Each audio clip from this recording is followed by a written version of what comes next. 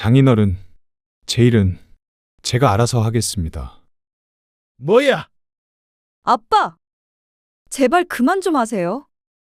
뭘 그만하라는 거야? 저희가 아빠 집에서 얹혀 산다고 해서 저희 인생을 마음대로 할 권리를 드린 건 아니에요. 뭐야?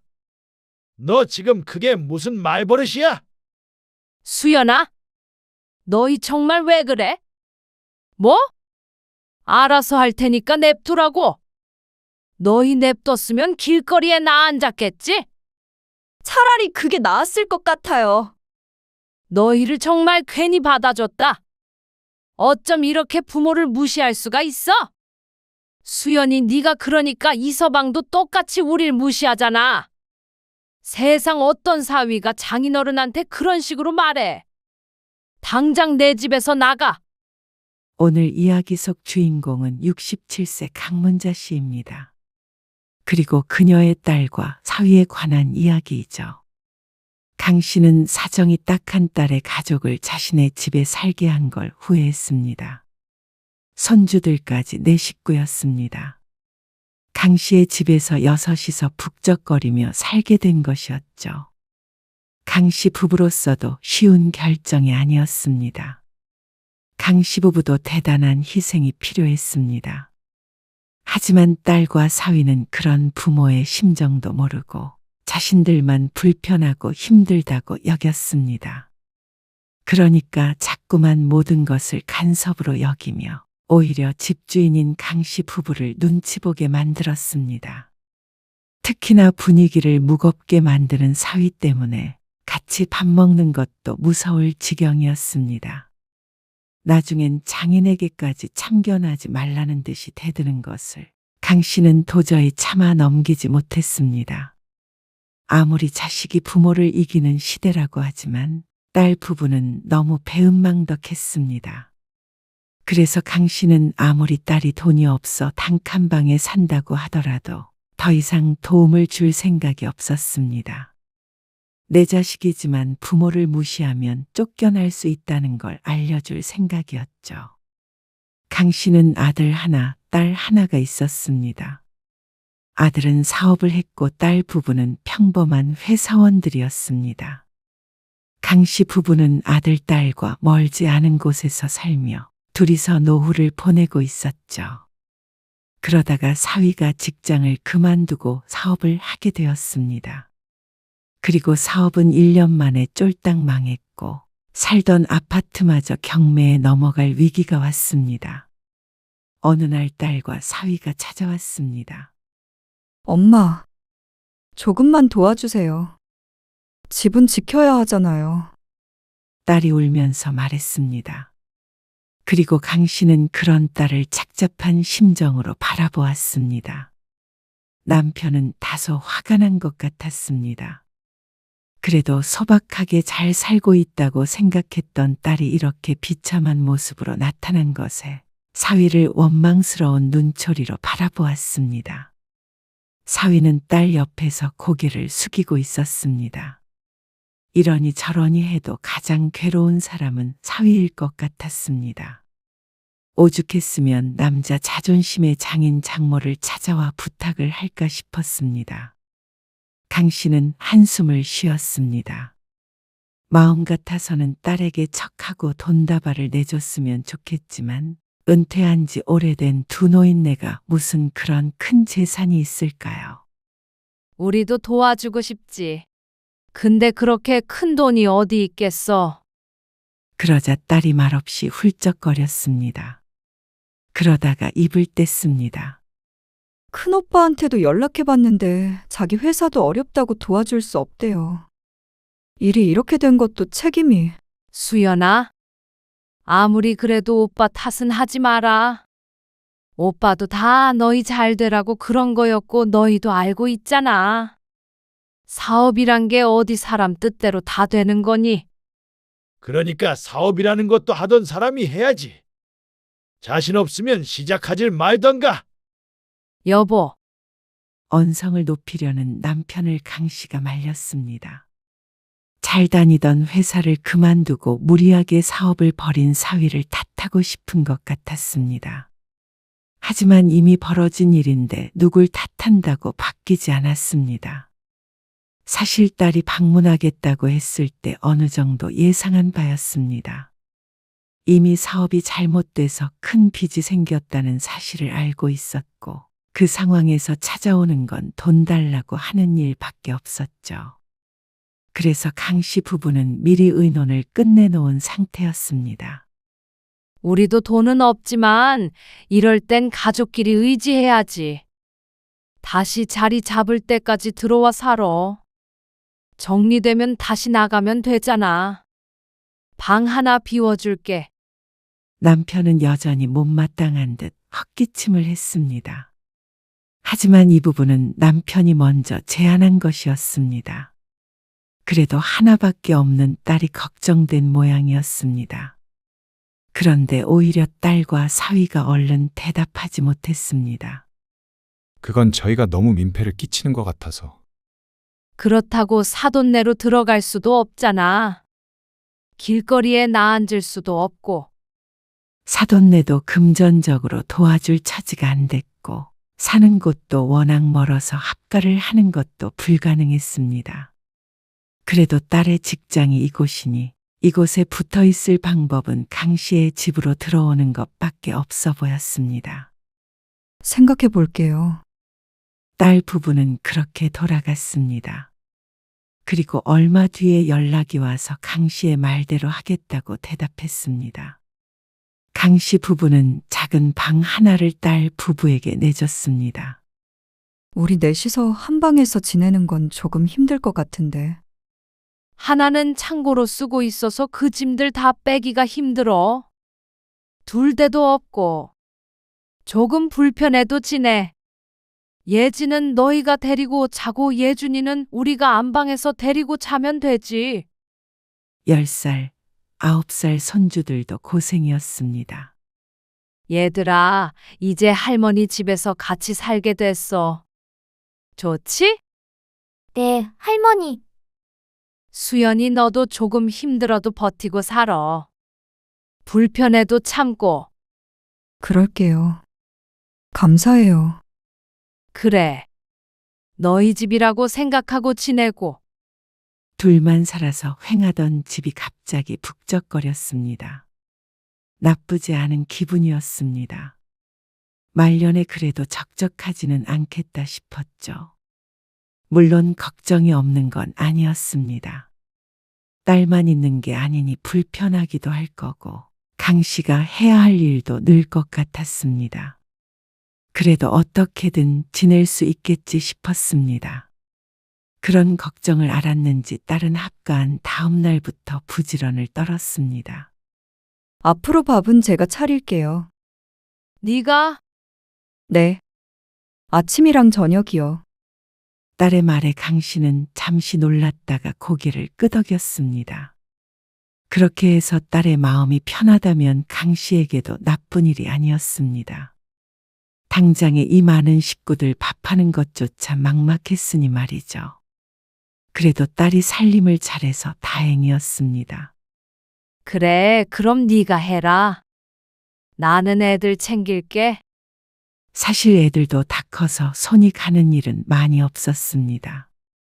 학교 갔다가 돌아오면 딸내가 퇴근하기 전까지만 봐주면 되지 않을까 싶었습니다.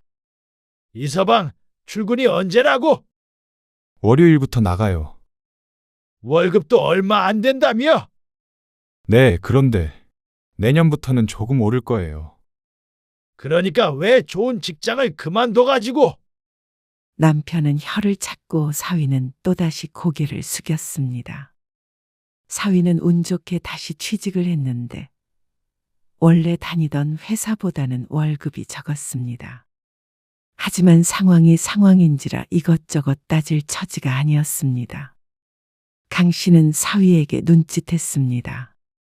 그러자 사위가 조심스럽게 일어나서 방으로 들어갔습니다. 당신 이서방한테 너무 그러지 말아요. 내가 뭘? 저 속이 오죽하겠어요? 그러자 남편도 조금 수그러들었습니다. 그렇게 불편한 동거가 시작이 되었습니다. 그리고 처음부터 삐걱거렸죠. 수연아, 우리는 9시면 자. 아, 그래요? 그래. 불 환하게 켜놓고 자꾸만 달그락거리니까 잠이 안 드네. 오늘 예지가 숙제를 다 못했다고 해서 방에 책상이 없으니까 식탁에서 하는 중이에요. 차라리 내일 아침 일찍 일어나서 하라고 해. 네 아버지도 제 시간에 잠 못 주무시면 예민해지는 거 알잖아. 네. 강 씨 부부는 둘이서 살 때 안방문을 열어놓고 자던 버릇 때문에 방문을 닫고 자지도 못했습니다. 답답해서 자꾸만 신경이 쓰였습니다. 그렇기 때문에 거실에 있는 딸과 손녀 때문에 잠을 잘 수가 없었습니다. 하는 수 없이 강 씨는 딸에게 9시 이후엔 활동을 자제해달라는 말을 해야 했죠. 물론 퇴근해서 밥만 먹어도 9시이기 때문에 딸과 사위가 불편해할 건 알았습니다. 그래도 억지로 그 시간에 잠들라는 말은 아니었고 방 안에 있으면 된다고 생각했습니다. 같이 사는 이상 그렇게 서로에게 맞춰가는 수밖에 없었습니다. 그날 이후로 9시가 되면 집안은 조용해졌습니다. 가끔 딸이나 사위가 늦게 퇴근할 때도 있었는데 그럴 때면 조금 소란스러운 건 어쩔 수가 없었습니다. 그것까지 뭐라고 할 정도로 야박한 부모는 아니었습니다. 그런데 생활비는 언제 받을 수 있어? 네? 어느 날 다 같이 밥을 먹다가 말고 강 씨가 딸에게 물었습니다. 딸이 먼저 말을 꺼내기를 기다렸는데 이사 들어온 지 보름이 지나도록 생활비 얘기가 없어서 강 씨가 먼저 물을 수밖에 없었습니다. 아, 다음 달에 월급 나오면 그때 드리려고 했어요. 일단 150만 원 정도는 줘야 해. 150만 원이요? 밥 한 끼를 차려도 입이 몇 갠데 그 정도는 많은 게 아닌데. 놀라는 딸 때문에 오히려 강 씨가 어리둥절했습니다. 4인 가족에 150만 원이면 적다고 생각했습니다. 그래도 딸 사정을 생각해서 그 정도만 말한 건데 말이죠. 어쩌면 생활비를 낼 생각이 없었나 싶기도 했습니다. 아, 당장 나가는 돈이 너무 많아서. 그리고 제가 퇴근하면서 가끔 장도 봐오고 하는데. 그걸 감안해서 한 말이야. 생활에 필요한 용품들이나 그런 것도 생각해야지. 알죠. 알긴 한데. 우선 다음 달에 100만 원 드리고 차차 늘릴게요. 딸의 말에 강 씨는 고개를 끄덕였습니다. 한숨은 삼켜냈습니다. 딸의 사정을 모르지 않기에 한두 달쯤은 강 씨가 손해본다고 생각하자 싶었습니다. 갑작스럽게 나온 돈 얘기에 식탁엔 무거운 분위기가 흘렀습니다. 처음부터 서로 오해가 없어야 오래같이 살 수 있는 거잖아. 서로 다른 생각을 가지고 있다가 나중에 오해하고 사이가 틀어질 수도 있었습니다. 직접적으로 물어본 것은 오히려 딸 부부를 위한 것이었습니다. 그렇게 서로 조율을 해가면서 꽤나 평화로운 생활을 이어가게 되었습니다. 그런데 살다 보니까 강 씨의 눈에 띄는 것들이 몇 가지 있었습니다. 회사에서 점심 안 나온다며? 그럼 점심 어떻게 먹고 있어? 아, 회사 근처에서 사 먹기도 하고요. 샌드위치 같은 거 먹기도 하고 그래요. 사위의 대답에 강 씨는 한숨을 쉬었습니다. 뭐하러 돈 주고 사 먹어? 요즘 식비가 얼마나 비싼데? 하루에 10,000원만 쓰더라도 그게 얼마야? 요새는 10,000원짜리 밥도 없어요, 또. 그렇다고 굶으면서 일할 순 없죠. 강 씨의 말에 사위가 아닌 딸이 대답했습니다. 누가 네 남편 굶으라고 그러니? 도시락이라도 싸서 다니라는 거지. 도시락이요? 아침에 그럴 시간이 없으니까 애들 학교도 보내고 출근해야 하는데.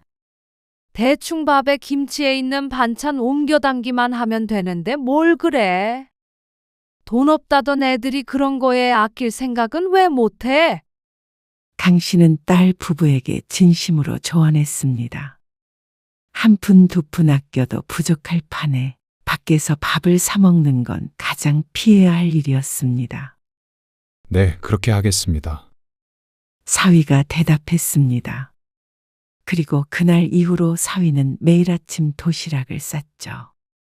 그래도 강 씨의 조언을 듣고 바뀌니 뿌듯했습니다. 강 씨는 딸 부부와 살게 되면서 불편한 점이 많았지만 그래도 장점도 있다고 생각했습니다. 주말 같은 때 외출할 일이 생기면 사위의 존재가 큰 도움이 됐습니다. 여보, 나 모임 가야 되는데 차 좀 태워줘요.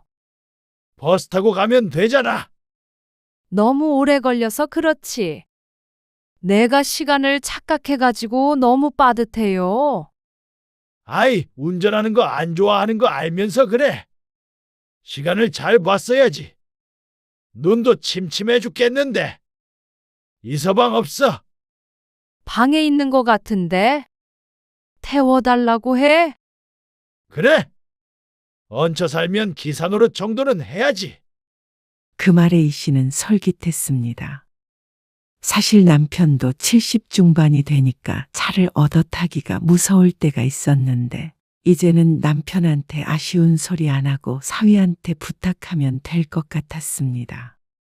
이서방, 잠깐만 일어나 봐. 딸은 아이들을 데리고 바람 쐬러 간다며 나갔고 집에는 강 씨와 남편 그리고 사위밖에 없었습니다. 방에서 나오질 않던 사위를 기다리다가 강 씨가 먼저 방문을 열었습니다. 그랬더니 사위가 자고 있었습니다. 강 씨가 큰 소리로 사위를 깨웠습니다. 주말이라고 이렇게 퍼질러 자고 있으면 돼? 아, 장모님. 무슨 일이세요? 사위가 잠에 취해서 어리둥절해하며 물었습니다. 잠깐 나 어디 좀 태워줘. 사위가 시계를 보더니 몸을 일으키며 말했습니다. 누구 좀 만나러 가려고 하는데 버스 타고 가면 뱅뱅 돌아가서 그래. 사위는 일어나서 모자를 쓰더니 차키를 들었습니다. 그리고 그날 이후로 강 씨는 주말에 종종 사위에게 부탁을 하곤 했습니다. 어차피 주말에는 집에서 쉬니까 이 정도는 충분히 들어줄만 하다고 생각했습니다. 남편이 말했던 것처럼 기사 노릇까지는 아니었지만 그래도 강 씨가 희생하는 걸 생각한다면 사위도 이 정도는 이해할 거라 생각했죠. 그러자 어느 날 딸이 강 씨에게 말했습니다. 엄마, 주말에 이서방도 좀 쉬어야죠. 왜? 이서방이 뭐라고 하니? 딸의 말에 강 씨의 기분이 조금 상했습니다. 매일 부탁하는 것도 아니고 주말에만 차 좀 태워달라는 건데 그게 그렇게 어려운 일인가 싶었습니다. 아니요. 요새 너무 피곤해해서 그래요. 자꾸 야근하는데 주말이라도 푹 자면 좋을 텐데. 푹 자더만. 아침 일찍 깨우는 것도 아닌데 뭘 그러니? 주말에도 조용히 쉬지 못하고 손주들 등살에 성가신 부모는 생각 안 하고 운전 조금 해주는 남편이 걱정되는 모양이었습니다. 참, 너는 그런 걸 가지고 눈치를 주니? 눈치 주려고 했던 말이 아니고요. 알았다. 안 그러면 되지? 엄마, 기분이 상한 것 같은 강 씨의 목소리에 딸이 안절부절했습니다. 그러다가 강 씨가 대답하지 않자 한숨을 쉬었죠. 그리고 강 씨는 그 한숨 소리조차 기분이 나빴습니다. 꼭 자신이 사위를 괴롭히는 장모가 된 것 같았습니다. 내가 뭐 이서방한테 용돈을 달라고 그러니? 아니면 무리한 부탁을 하니? 그런 게 아니고요. 솔직히 나도 할 말 없어서 안 하는 거 아니야. 그게 무슨 말씀이세요? 다른 집 사위들은 장인 장모한테 매달 용돈도 주고 여행도 보내준다더라. 그러자 조잘거리던 딸의 입이 순식간에 닫혀버렸습니다. 내가 돈 달라고 하는 소리가 아니라 남들처럼 그렇게 못해주는 거 아는데 이렇게 눈칫밥을 먹게 하니까 그렇지. 눈칫밥이라뇨. 그렇잖아. 장모가 사위한테 그 정도 부탁은 할 수 있는 거 아니야? 주말마다 계속 그러시니까 이서방이 집에서 푹 쉬는 날이 없는 것 같아서 그랬어요. 죄송해요.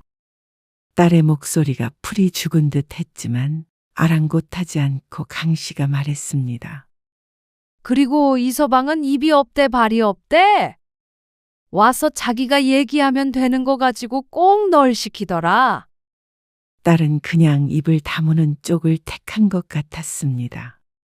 그러던 어느 날이었습니다. 엄마, 나 오늘은 밥 말고 치킨 먹고 싶은데. 치킨? 응. 예준이도 치킨 먹고 싶대요. 안 먹은 지 엄청 오래됐잖아. 딸이 저녁을 차리려는데 손녀가 쭈뼛거리며 말했습니다. 그러자 딸이 고민하는 듯 하더니 희미하게 웃으면서 대답했죠. 그래. 오늘은 치킨 시켜줄게. 정말요? 나는 양념. 나는 후라이드요. 손주들이 신이 나서 방방 뛰었습니다. 그 모습에 딸이 못 말린다는 듯이 웃으며 휴대폰을 꺼내 들었습니다. 그래서 보다 못한 강 씨가 딸을 불렀습니다. 수연아, 무슨 치킨이야? 요새 치킨이 얼마나 비싼데? 딸이 멈칫했습니다. 그러자 아이들도 풀이 죽었습니다. 치킨 시켜준 지도 오래됐어요. 집에 먹을 게 없는 것도 아닌데 비싸고 몸에도 안 좋은 걸 뭐하러 먹여? 그럴 돈 있으면 차라리 나한테 줘라. 내가 닭 사올 테니까 다 같이 백숙이나 해 먹게. 엄마, 네 아빠 배달 시켜 먹는 거 얼마나 싫어하는지 몰라? 치킨 시켜 먹는 거 보시면 한 소리 하신다. 돈 아깝다고. 강 씨가 안방에 있는 남편 눈치를 보며 말했습니다. 이 정도면 딸도 알아들을 거라고 생각했습니다. 그러자 옆에 있던 사위가 조심스럽게 입을 열었습니다. 이번 달에 보너스 나와요. 치킨 하나 정도는 시켜줘도 되지 않을까요? 그리고 강 씨는 그런 사위가 못마땅했습니다. 옛날처럼 따로 살 때면 뭘 먹든 돈을 얼마나 쓰든 신경 쓰지 않겠는데 이제는 달랐습니다. 딸 부부가 쓰는 돈에 강 씨 부부도 영향을 받았고 강 씨도 이 정도는 참견할 입장이 된다고 생각했습니다. 그런데 장인까지 거론해서 말렸는데도 굳이 치킨을 시키겠다는 사위가 어처구니가 없었습니다. 이서방, 하도 힘들다고 해서 생활비도 많이 안 받는 거 몰라? 이 집 전기세, 가스비 전부 다 누가 내? 나 같으면 보너스 나온 거 허투루 안 쓰고 살림에 보태라고 줬을 거야. 사위가 강 씨의 말에 작게 한숨 쉬는 게 보였습니다. 그리고 딸의 표정도 일그러졌습니다. 엄마, 저번부터 150만 원씩 드리고 있잖아요. 저희 형편 알면서 애들 학원비랑 대출 갚고 보험료랑 이것저것 나가면 빠듯해요. 근데 그래도 애들 치킨 한 번은 시켜줄 수 있는 거잖아요. 왜 이렇게 눈치를 주세요? 빠듯하다면서 치킨 시켜 먹을 생각을 하니까 내가 속이 안 터지니? 악착같이 모아야 할 때잖아. 애들은 무슨 죄예요? 그러는 엄마 아빠는 죄가 있어서 너희랑 이러고 살고 있니? 강 씨는 마지막 말을 하면서 아차 싶긴 했습니다. 딸의 표정이 무섭게 굳어졌기 때문이었습니다. 조금 흥분을 해서 딸이 상처받을 말을 한 것 같았습니다. 알겠어요. 딸은 아이들을 방으로 들여보냈고 부엌에서 저녁 식사 준비를 다시 했습니다. 사위도 조용히 방으로 사라졌습니다. 조금 심하게 말을 하긴 했지만 그래도 틀린 말은 아니라고 생각했습니다. 딸과 사위도 생각이 있다면 자신들이 잘못됐다는 걸 깨닫게 될 것이었고 말이죠. 이튿날 강 씨는 시장에서 닭을 사다가 백숙을 했습니다. 강 씨는 나름대로 딸에게 손을 내민 것이었는데 딸은 웃지 않았습니다. 한참을 대면대면하게 지냈습니다. 치킨 한 마리의 딸과 사위가 너무 꽁에 있는 것 같아서 강 씨도 마음이 불편했습니다. 그러다 보니 한 공간에 있으면서도 자꾸 눈치를 보게 되었습니다. 이서방은 회사에서 늦게 온다나 봐요. 무슨 놈의 회사가 자꾸만 야근을 해? 별 볼 일 없는 회사가. 그러는 수연이는 밥만 차려놓고 방으로 쏙 들어가 버린 거야. 할 일이 있대요. 며칠 동안 강 씨는 남편과 둘이 밥을 먹었습니다. 하지만 강 씨는 이러는 편이 더 나은 것 같았습니다. 괜히 같이 먹으면 딸 부부가 입을 꼭 다물고 있으니까 얹히는 기분이 들었습니다. 밥 한 끼 같이 먹는 것조차도 눈치를 봐야 하나 싶어서 기가 차기도 했지만 자기들이 그렇게 하겠다는데 말릴 방법이 없었고 이유도 없었죠. 그러던 어느 날이었습니다. 강 씨의 휴대폰이 울렸습니다. 큰아들의 전화였습니다. 강 씨는 반가운 마음에 서둘러 전화를 받았습니다. 아들. 웬일이야? 어머니, 잘 지내세요? 우리야 잘 지내지. 수연이네는요? 에구, 잘 있긴 있는 것 같은데. 나도 모르겠다. 왜요? 무슨 일 있으세요? 아니야. 그나저나 왜 전화했어? 요새 바쁘다더니. 다른 게 아니고요. 혹시 돈 좀 빌려주실 수 있으세요? 지금 하고 있는 사업 때문에 아주 잠깐 쓸 때가 있어서요. 아들의 말에 강 씨의 말문이 잠시 막혔습니다. 우리가 너 빌려줄 만큼의 돈이 있겠니? 잠깐만 아파트 담보로 대출 좀 받으시면 안 돼요? 한 달도 안 돼서 다시 갚을 수 있어요. 이자도 쳐서요. 강 씨는 얼른 대답하지 못했습니다.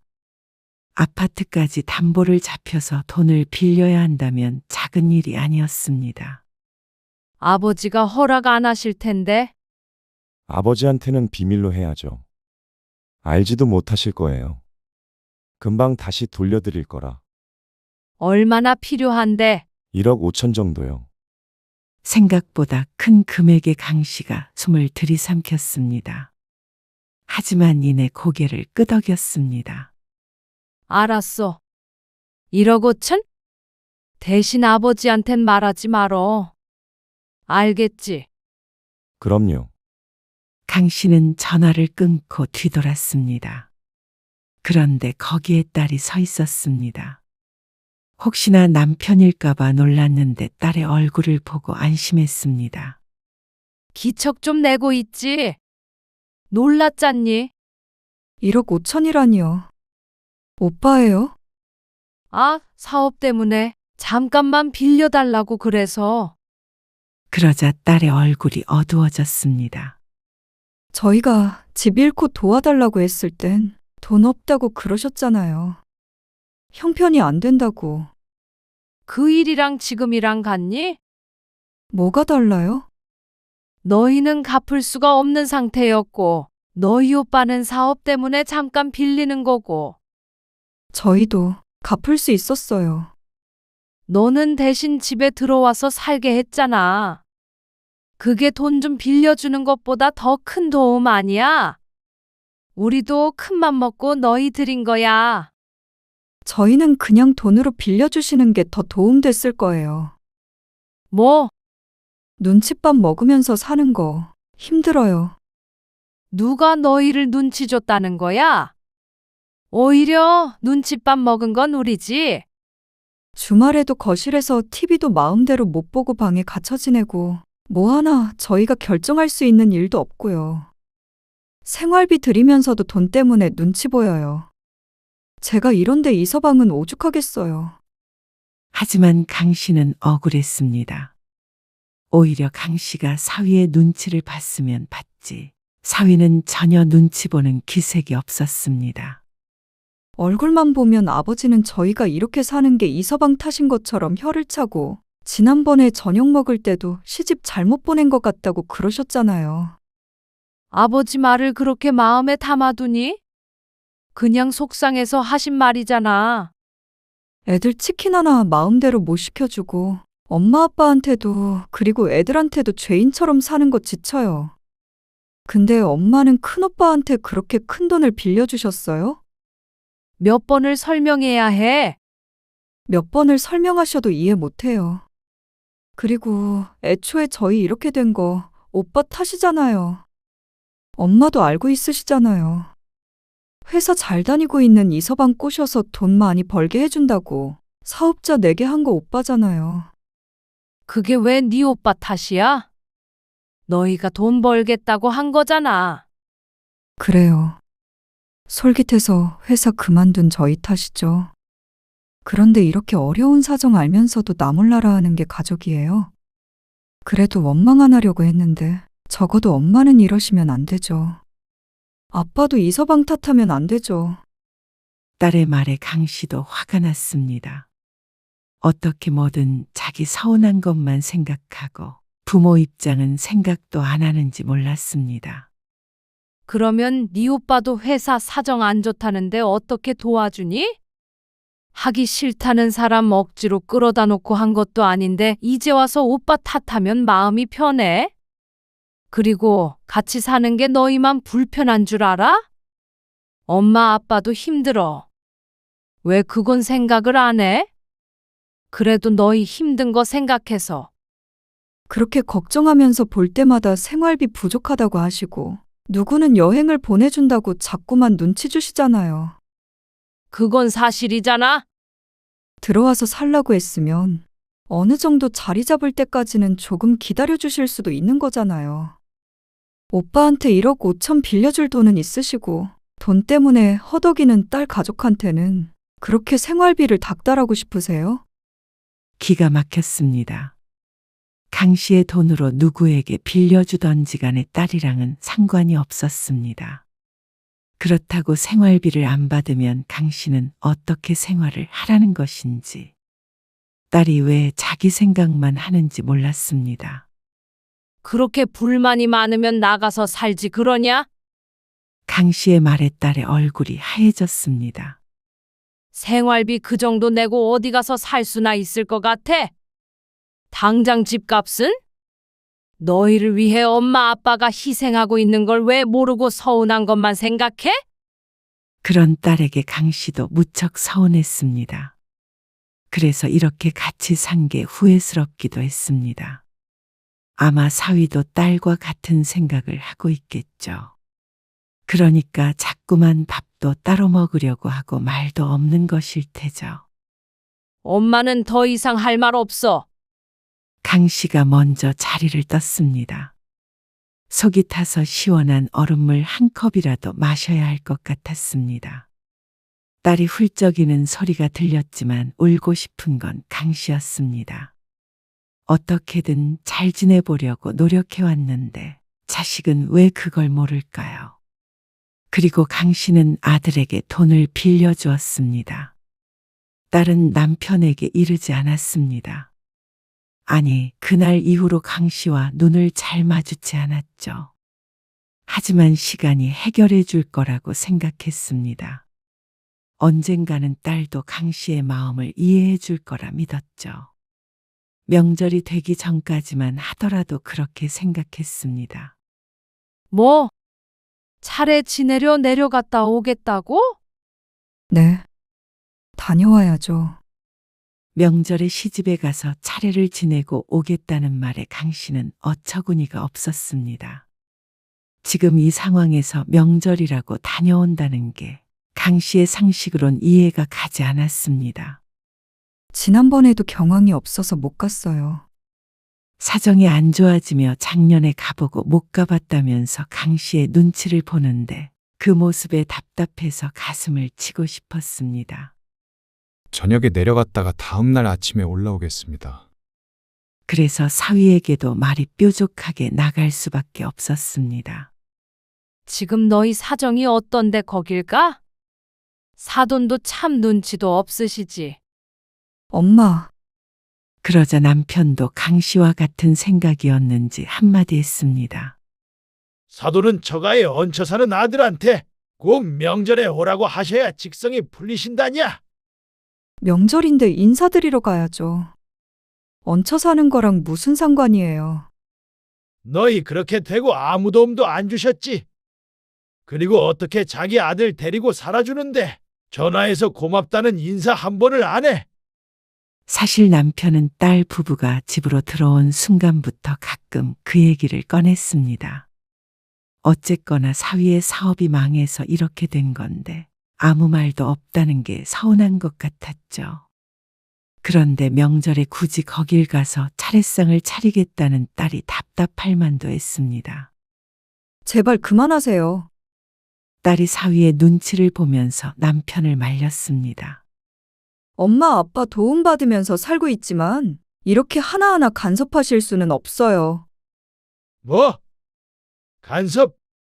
참, 너 말을 왜 그렇게 해? 그래. 가려면 가라. 가서 시집 차례상 차려주고 종로를 타다 와. 장모님, 진정하세요. 제가 부모님께 잘 말씀드릴게요. 이번 명절엔 못 간다고. 여보, 다음에 가면 되지. 사위가 오히려 딸을 말렸습니다. 강 씨 부부는 고개를 절레절레 흔들었습니다. 그리고 명절이 됐을 때 어쩐 일인지 안사돈에게서 전화가 걸려왔습니다. 안녕하세요. 먹고 사는 게 바빠서 연락을 못 드렸어요. 아, 예. 도움 주셔서 감사합니다. 부족한 아들 때문에 늘 죄송하고요. 아니에요. 사람이 살다 보면 이런 일 저런 일 있는 거죠. 잘 부탁드립니다.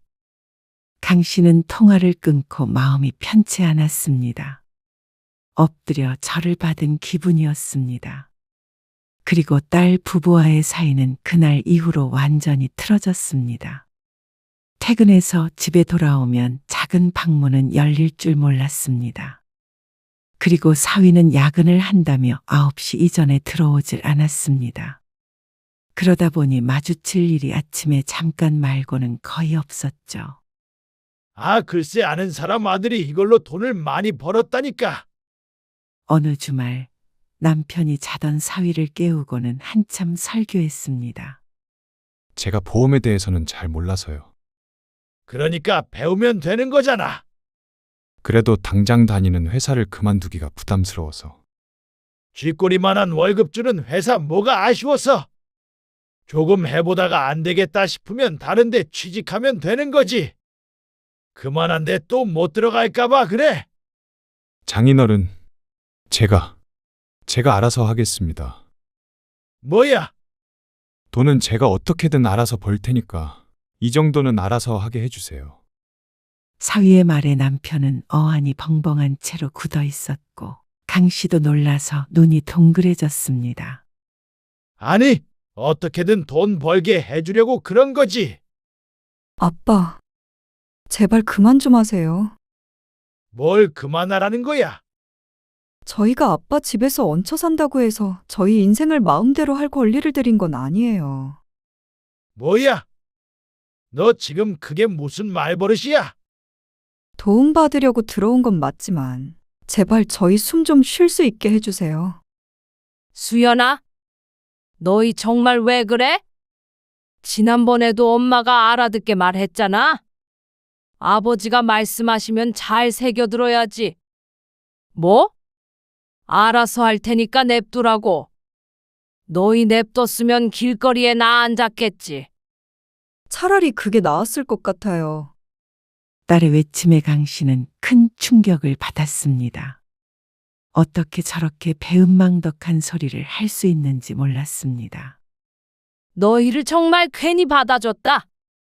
어쩜 이렇게 부모를 무시할 수가 있어? 수연이 네가 그러니까 이서방도 똑같이 우릴 무시하잖아. 세상 어떤 사위가 장인어른한테 그런 식으로 말해. 오죽했으면 그러겠어요? 오죽했으면. 정말로 차라리 저희가 나가서 살게요. 저희를 인격적으로 대하지 않는 엄마 아빠랑은 못 살아요. 누가 할 소리를? 너희가 안 나간다고 해도 내가 쫓아내. 강 씨의 외침에 딸이 독한 눈으로 쳐다보았습니다. 이번 주 내로 집 구해서 나갈게요. 생활비도 적게 내려고 하더니 몰래 돈이라도 모아둔 듯 했습니다. 그러니까 집을 구해 나간다는 말을 하는 것이겠죠. 은혜를 원수로 갚는다는 게 바로 이런 말이었습니다. 오죽했으면 남편이 사위에게 그런 권유를 했을까요? 사위가 하고 있는 꼴이야도 답답해서 그런 것인데 피가 되고 살이 되는 조언을 그런 식으로 무시한 것이었습니다. 강 씨도 참을 수가 없었습니다. 가만히 있으니까 정말 부모가 부모처럼 안 보이는 모양이었습니다. 딸은 당장 집을 알아보겠다고 했습니다. 그래서 강 씨가 말했습니다. 그러면 너희도 여태껏 여기서 살았던 비용 내고 가. 생활비 꼬박꼬박 드렸잖아요. 그건 너희 먹는 거로 다 쓴 거고. 전기세, 가스비, 그리고 방세까지 하면 그거 가지고 택도 없어. 그러니까 방세를 달라고요. 그래. 딸이 하도 괘씸해서 한 말이었습니다. 하지만 딸은 사과를 하고 반성하기는커녕 더 달려들었습니다. 드릴게요. 제가 또 빚지는 한이 있어도 드릴 테니까 걱정 마세요. 방 구할 돈은 있니? 반지하 단칸방에 빌부터 살더라도 여기보단 낫겠죠. 너 당장 나가. 남편이 화를 내자 집은 난장판이 되었습니다. 손주들은 울기 시작했고 딸도 울며 불며 소리쳤습니다. 그동안 여기서 같이 사는 게 얼마나 힘들었는지 말이죠.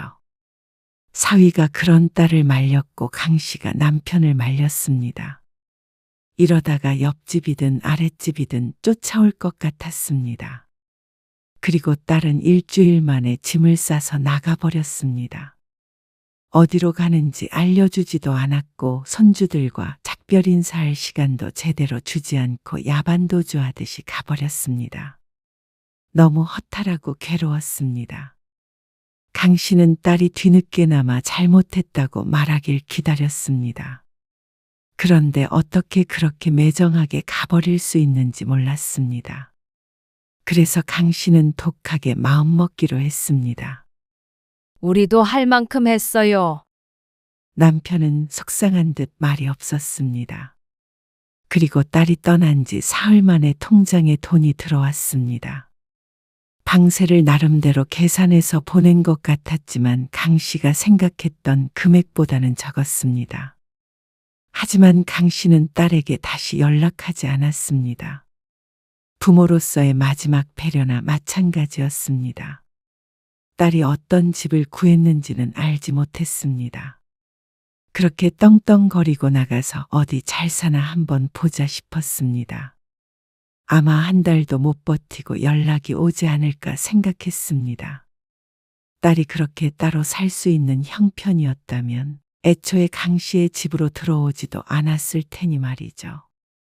하지만 한 달, 두 달, 세 달이 지나도 연락이 없었습니다. 딸이 언제 연락할까 생각하다 보니 시간이 훌쩍 지났습니다. 그런데 그런 강 씨에게 문제가 생겼습니다. 아니, 네 아버지 알면 정말 큰일 난다니까 그러네. 한 달 안에 준다더니 벌써 몇 달째야? 사업자금이 묶여서 그래요. 지금 제일 초조한 건 저예요. 아버지가 알면 아버지가 어떻게 아셔요? 1억 5천이야. 큰돈 빌려갔으면 얼른 줘야지. 사업이 그렇게 마음대로 되는 줄 아세요? 그때 강 씨의 머릿속에 왜인지 사위가 스쳐 지나갔습니다. 설마 하는 생각이 들었습니다. 조금만 기다리세요. 이게 무슨 소리야? 그런데 그때 남편의 벼락 같은 목소리가 들렸습니다. 강 씨의 어깨가 펄쩍 뛰었습니다. 뒤돌아보니 남편이 서 있었습니다. 분명히 외출해서 집에 없었는데 도대체 언제 들어온 건지 몰랐습니다. 여보, 그게 1억 5천을 빌려줘. 수철이한테 빌려줬어. 당신 미쳤어? 여보. 강 씨는 눈을 질끈 감았습니다. 남편이 전화를 뺏어가서 한참을 아들에게 욕을 했습니다. 그리고 전화를 끊은 다음에는 강 씨가 욕을 먹었습니다. 아니, 욕을 먹었다고 표현하기에도 부족했습니다. 그러다가 그 돈 영영 못 찾으면 이혼하는 줄 알아. 왜 못 찾아요? 준다는데. 그러다가 이서방처럼 망하면 수철이 그놈 번번이 사업 말아먹는 거 몰라서 그래. 그러자 강 씨도 할 말이 없었습니다. 강 씨는 하루하루 남편에게 시달렸습니다. 자꾸만 아들에게 전화를 거니까 어느 순간 아들도 강 씨의 전화를 피했습니다. 남편은 이혼하자고 하지는 않았습니다. 하지만 눈만 마주치면 구박을 했죠. 명절이 되어도 아들은 오지 않았습니다. 그리고 딸도 마찬가지였습니다. 갑자기 왜 이렇게 됐는지 알 수 없었습니다. 강 씨는 두 자식을 모두 품고 싶었습니다. 그래서 버린 일들이었는데 모든 것이 틀어진 기분이었습니다.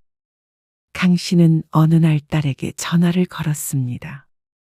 그런데 번호를 바꿨는지 없는 번호라는 안내가 나왔죠.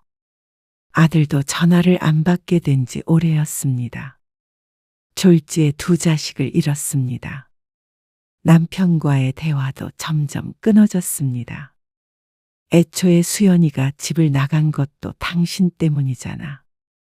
그러게 왜 애들을 쫓아냈어? 강 씨의 입으로 나가라고 한 것은 맞기에 할 말은 없었지만 억울했습니다. 남편도 분명히 자신과 뜻이 같았는데 어느새 강 씨가 모든 일의 원흉이 되어 있었습니다. 강 씨는 세상에 혼자 남겨진 것 같았습니다. 남편과 둘이 있어도 혼자였습니다. 마음이 혼자였습니다. 어느 날 꿈에 손자, 손녀가 나타나기도 했습니다. 그래도 잠시나마 같이 살았기에 마음이 뭉클했습니다. 이렇게 살면 뭐 하나? 강 씨는 처음으로 후회했습니다. 하지만 이미 늦었습니다. 돌이킬 수가 없었죠. 누구도 전화를 받지 않았으니 대화를 나눌 수조차 없었습니다. 이럴 줄 알았으면 그렇게 쫓아내는 게 아닌데 하며 후회하고 또 후회했습니다.